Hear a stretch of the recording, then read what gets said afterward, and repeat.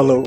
I'm reflecting and looking at what is it that I'm enjoying the most in this 2020. I think what I've discovered is a huge amount of personal space. What does this personal space really mean? One, in terms of sheer time, I have allowed myself not to be rushed around, not to be pushed into doing things because they got to be done within a particular time limit and under pressure. Sure, every day you got a number of things that you do within time limits. For example, you brush your teeth within time limits. You normally eat your breakfast within time limits. You bathe and get ready within time limits. These, I would say, are activities which are almost kind of programmed activities, standardized activities, which you need to do within a day. And then comes, of course, for most of the people, especially if you're working for organizations, the question of taking a bus, taking a cab, reaching the office in time, being able to be there punctually, and then starting your work. Then what happens to a guy like me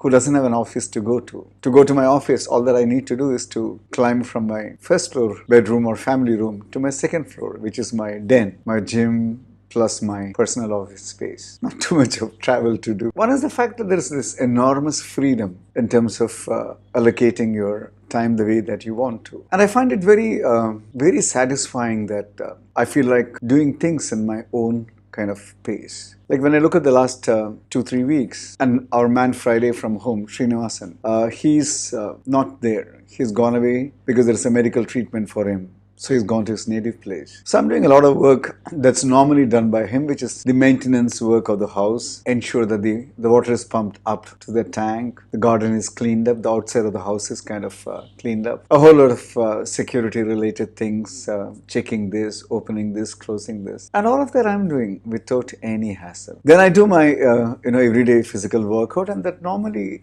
stretches into about an hour, about 20 minutes of walk with weights. And then these days, I've also started allowing myself to have about 15 to 20 minutes of the morning sun. And I do exercises in the morning sun. Then I come down to my gym and I work out for anything from 35 to 40 minutes. So leisurely, I do that and then have breakfast. And then I come down to work by almost 10 o'clock. And the interesting thing is these days, I also decide, because if the urge to work is very strong, I have my breakfast and I come down to the office, my first floor to second floor travel, and start working. And there are days when I'm working for maybe about 7 hours, 8 hours, only with the lunch break in between. And then at the end of 8 hours, I also recognize that I've started working.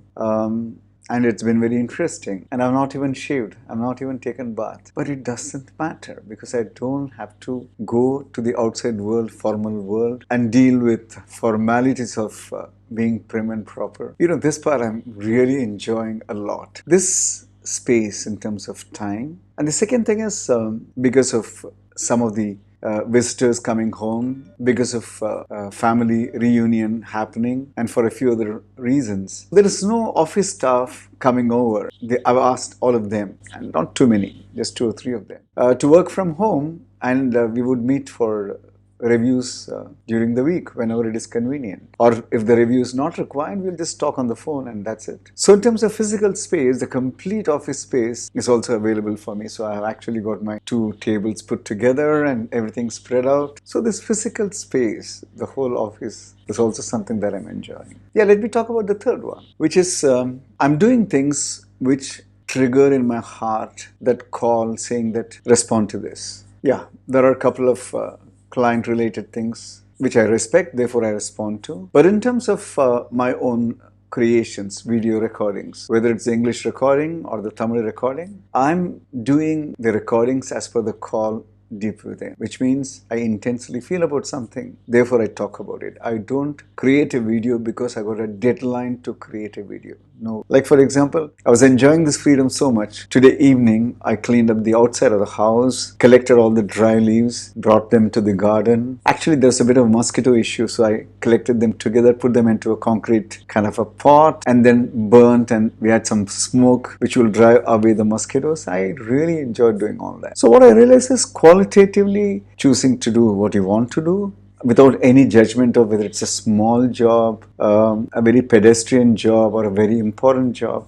Whatever I'm choosing to do, I'm doing it so qualitatively. So whether it's in terms of time or in terms of space or in terms of quality of what I'm doing, I'm completely enjoying. I think I'm a bit of a rascal getting away with this freedom to enjoy this space. And to me, this space is symbolic of what I talk about as the theme of life, which is living life with total freedom, living life unlimited. Is there a price to pay for that? Actually, if you look at it from a world of transactional existence, being part of the social structures and systems, you could say, hey, there is a trade-off. You have got to pay a price for everything, including your freedom. But it is very much worth it. What could be your sense of living life unlimited? Explore, find out. All the very best.